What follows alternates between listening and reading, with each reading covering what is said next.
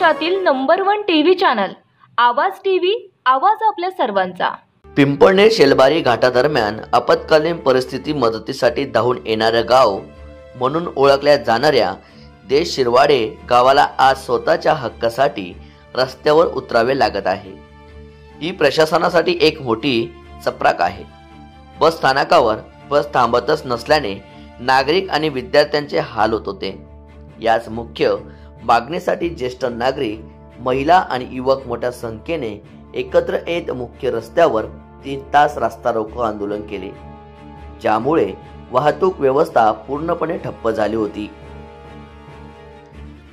सकाळी देश शिरवाडे गावातील नागरिकांनी पिंपळनेर ते शेलबारी घाटाकडे जाणाऱ्या मुख्य रस्त्यावर ठिय्या मांडत एसटी महामंडळाच्या मनमानी कारभाराविरोधात निषेध केला। बस स्थानकावर बस न थांबता पुढे निघून जात असल्याने प्रवाशांना होणाऱ्या त्रासामुळे हे आंदोलन करण्यात आले। या आंदोलनात ज्येष्ठ नागरिक, महिला आणि युवक मोठ्या संख्येने सहभागी झाले होते। विशेष म्हणजे आंदोलन सुरू असताना रुग्णवाहिका जाण्यासाठी आंदोलकांनी तात्काळ रस्ता मोकळा करून दिला।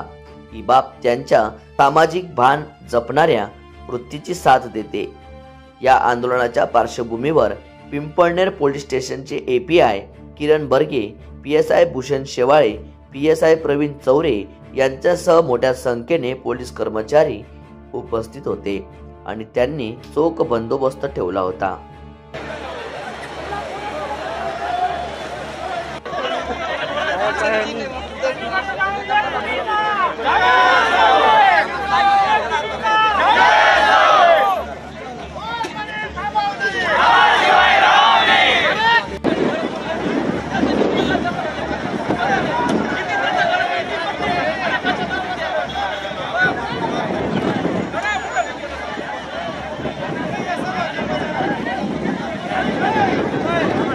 रोजच्या ताज्या घडामोडींसाठी आवाज टीव्हीला सबस्क्राइब करा आणि बेल आयकॉन प्रेस करा।